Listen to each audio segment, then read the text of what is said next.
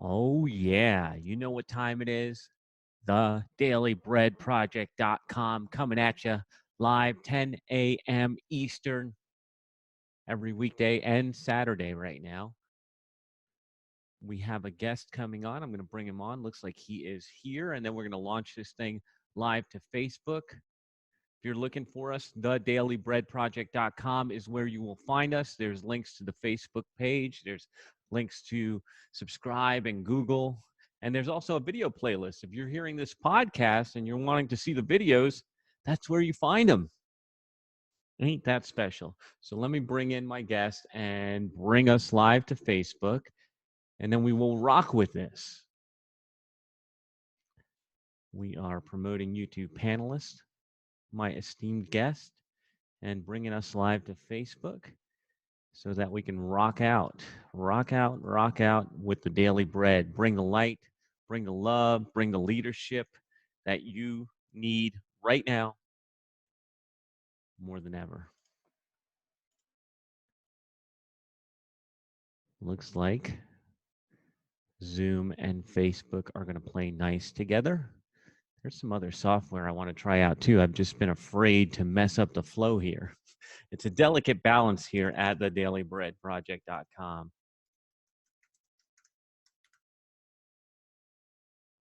All right, we're going live to Facebook. Looks like everything's working there. I see my guests is in here, and we're going to rock with this. So you are listening to thedailybreadproject.com. Thank you for tuning in a world full of darkness, where the media is making you afraid to talk to your neighbor, where everybody is going crazy and there's chaos on the markets. This is your light. This is where you find light, love, leadership, power, positivity, and everything that's good in the world is right here, thedailybreadproject.com. I cannot do it by myself. I have to enlist the help of other leaders in light. And today I have Mr. Tristan Emond. What's up, my man? Hey, man. How are you doing? Good to be here. Oh, your volume's a little low. Are you mic'd up? I am. All right. Let's see if I can. Yeah, just see. Can you hear me now? I can hear you. It's just a little low. I'm going to just turn up my headphones. Hopefully it comes out all right on the recording. Let's see. You got that speaker. So how you doing, my man? I'm doing really well, man. Well, let's rock with it. Just speak up. Pretend, Okay, sounds good. I can do you're that. on the stage, man. A little closer here. Yes. There we go. All right, so let's rock with this, man. I'm stoked that you're here. It's been a little while since we've wrapped, and I'm glad that you've agreed to be on the Daily Bread with me. Yeah, And thanks for joining me, letting me come. That's awesome. I was excited. Yeah, I heard that last night. You're like nervous. I'm like, nervous about what? Hey, want to make sure I'm ready, man. That's it. You were born ready. This is it. So let's jump into this. We like to talk about power, positivity, leadership, love, and how you want to be remembered. So the first thing we're going to jump into today that I want you to share with our listeners is, what would you say is your superpower? My superpower, which maybe my wife would be sad about, is I love to make people laugh. I love to make people smile. I'm the guy that at the cashier register will make a funny comment or something, or a stupid comment, just to get a smile out of them, just to make them say something, just to make their day better. So I always try to do my best to say something to another person to make their day a little better. When I write my emails, they're not very business emails. They're very fluid, kind of conversational. And I always try to throw a joke or two in there as well, because I always want to put a smile on somebody's face. So I think that's my superpower. Why is that important to you? It's important to me because I know how good that makes me feel when someone makes my day. So I'm always the person that wants to be the person that says, yeah, I helped that person along today. It makes me feel great when they come back and say, yeah, thanks, man. We appreciate that. And it also goes way back to my childhood. And I got to the point where I was like, you know what? I'm just going to be the nice guy. I'm going to be the guy that makes people happy. Nice guy. Now, some of us dudes over here would argue nice guys get trampled. So how do Yep. you balance that, brother? And that has been my challenge because I have kind of grown up as the people pleaser, doing whatever it takes to get people to like me, kind of thing. Even I don't love conversational or arguments, that kind of thing. So it gets tough sometimes when it gets to the point where it becomes okay. Now you need to stand up. But I've learned that over the past few years, especially, that it's like, no, this is who I am. This is what I am. If you don't agree with me, sorry about that, but have a good day. I love it, man. So let's dive into positivity because everything, well, uh, I have a skewed view of this because I don't really believe what I'm about to say. Uh, because I'm about to say everything's wacky, the world is chaotic. I don't believe all of that, but I know that a lot of people do. And so, how do you keep yourself with all the media, with all the press, with all the people talking smack? How do you keep yourself positive? I do that mostly by making sure I am conscious of what I am looking at, what I'm reading, what I'm not reading. There's this lovely thing called snooze on Facebook, which I've used considerably a lot the last few weeks, especially when the people who are only talking about numbers and only talking about deaths to the world, they just get snoozed for 30 days because I don't need to see that every day.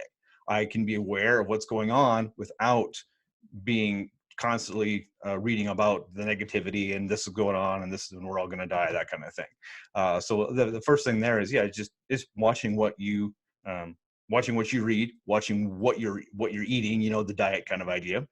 And then second of all is just a matter of um, I've got a deep-seated belief that there's good that's going to come out of this, and I see the goodness in everyday life, even now with the different things going on, families being together, and you see the corporations even saying, "Hey, you're a person and not a number. Let me help you with this. Let me help you with that." And people are starting to realize that this is a people economy and not just a corporation. So I see all these things through this crisis, and I see people being more peoply. And as we move forward, I hope to see that continue. And I look for the good stuff. I see the good stuff, and I read the good stuff. I love that John Krasinski when he does the Good Things podcast. All these things I like to look at so that I stay positive and say, hey, good stuff's coming. I like it, man. So you've got a filter in place. Mhm. So what are some of the things that you do then to protect yourself? You said the snooze on Facebook, watching what you're taking in, and any other like tactical tips that you're using to protect your mind and protect your positive space? Right. So I certainly attempt in the morning to do gratefulness, waking up with the right mindset in place, not delving into the because there comes a time when you can start delving into the negative downslide. Start thinking about things, and then, oh, what about this? Well, what about that? What about this? And that's times when I can stop and say, wait, stop. This is not where I want to go with this. And then actually my wife and I've kind of been able to kind of flip the script a little bit and say, okay, let's say this happens, let's say that happens, and if nothing else, we go live on a beach somewhere.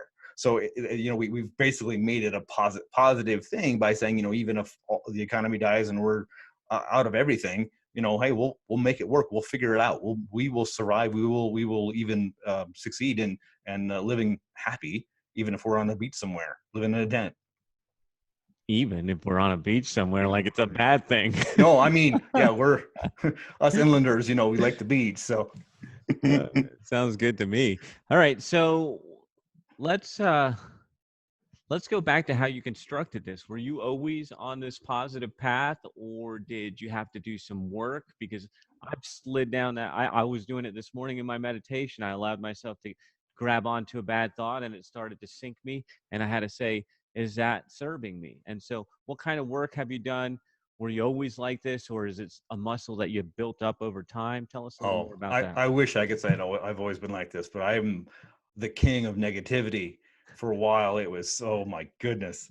Um, and I think just so much has happened that we've been able to, and when I say we, my wife and I, we talk a lot about these things, and she really helps me, especially kind of keep me on track too. Um, you started looking at things in a positive light instead of the negative light, and that's just something that started growing. We realized that we were looking so much at the negative, and this is wrong, that we needed to start looking this way, and then start to do that. It was just a matter of changing the mindset, just making those changes of no, I'm not going to think this, I'm going to think this, and then the meditation pieces have helped. A lot of times in those meditations, okay, working on you. We've done things like start writing out, okay, if this were to happen, what comes in your mind? What all is going to happen? So write 50 things about if you were to make $1 million today. Write down 50 things. Well, how does that make you feel? And when you just start writing stuff, you realize, oh, that I think that I'm concerned about that, and then you can start to say, okay, what can we do to erase that and work on that. So I think it's just kind of been a growth period for one, but also just a consistent, okay, we need to meditate, we need to think the right things, we need to have the gratitude exercises, we need to have all these things in place. And I was doing really well at kind of the morning routine where it's meditation and the gratitude, a few years ago. I'm not as great at it now, but during that time, it was a really great growth period too, because it was like, Wait a second. Don't even try to run past that. Why, oh why yeah. now? Why is that not happening now? What's going on? I just got out of the habit, quite honestly. I still have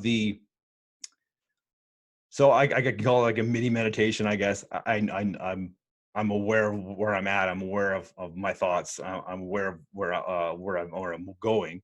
But I don't spend the actual time sitting down in the chair, writing and reading and the actual physical, just letting it go, as I should be.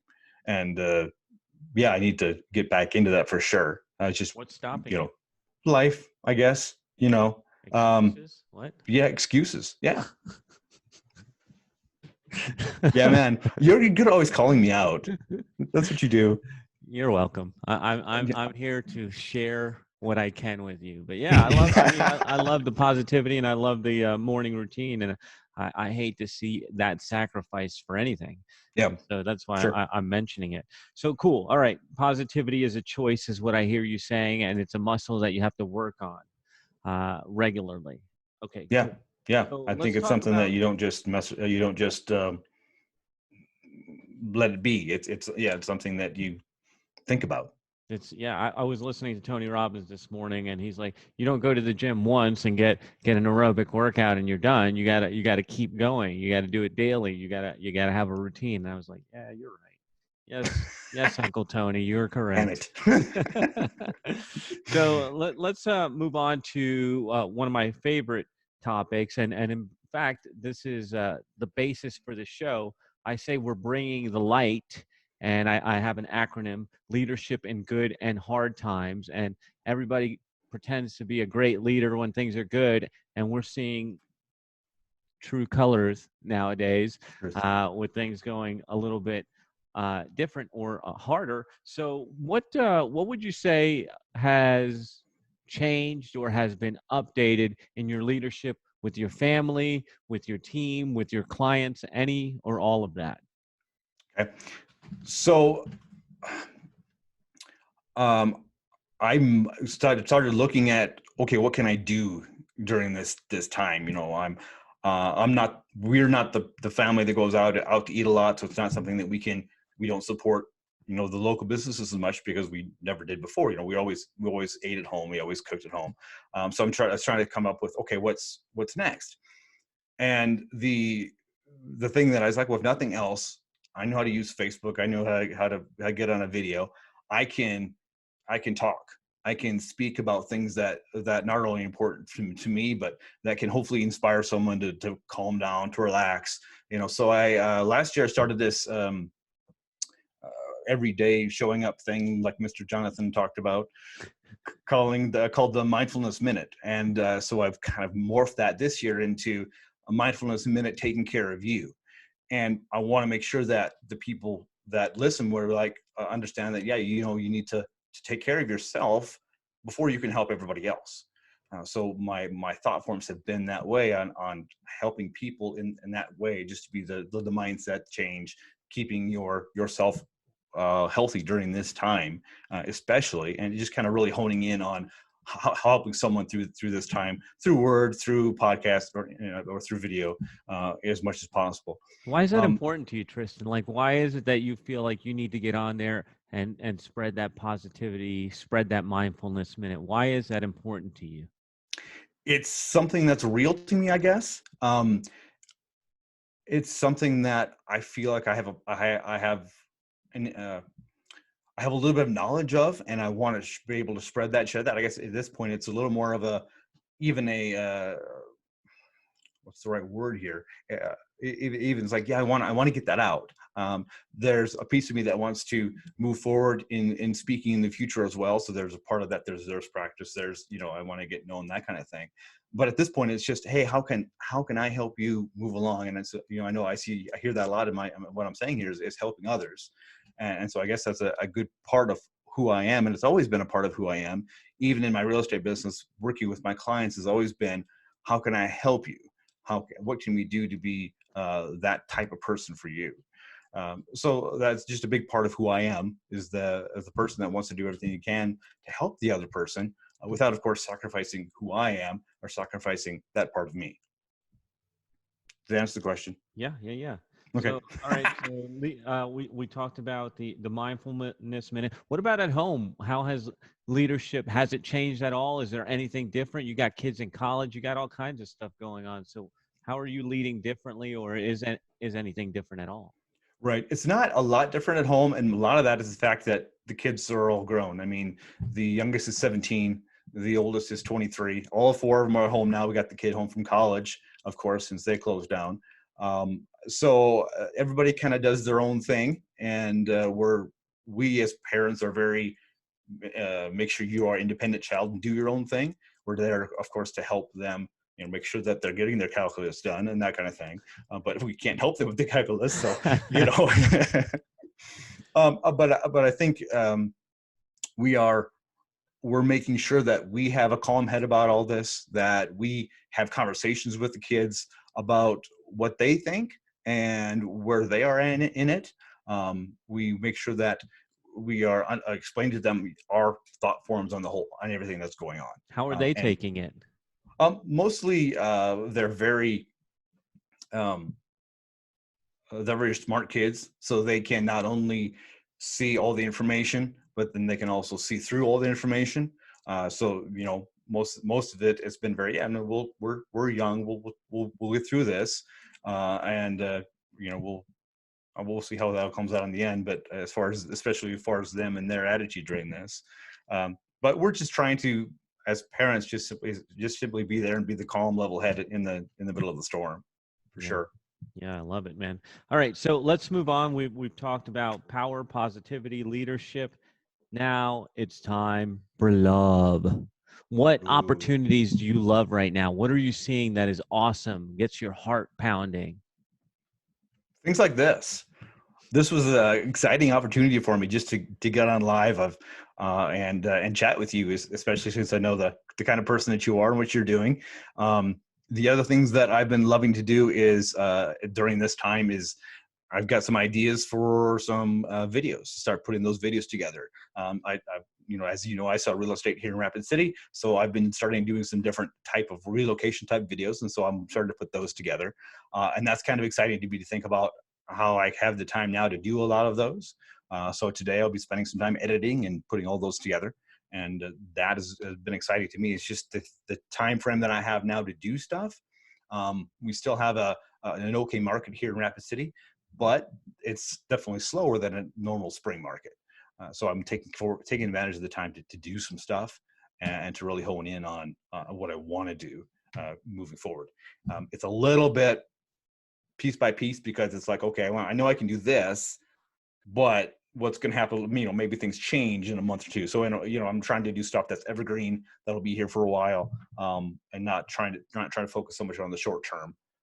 And that's a lot of what I've been doing and enjoying doing in the process. Love it, man.